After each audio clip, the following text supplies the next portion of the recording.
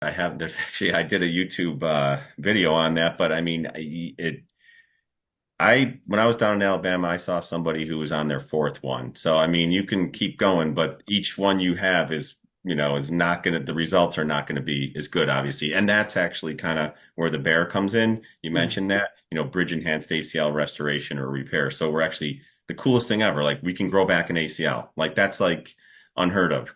And I was always taught medical school, residency, fellowship, you can't grow back an ACL, you can't repair it.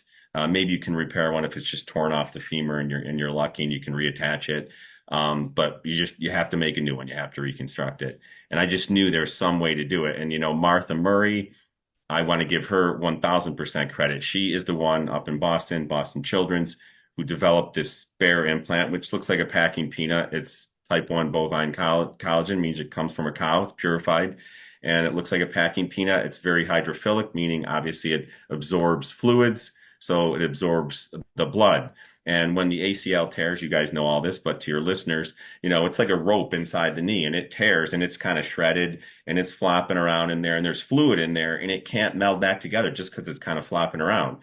Not to mention our knees hate having blood inside them. Blood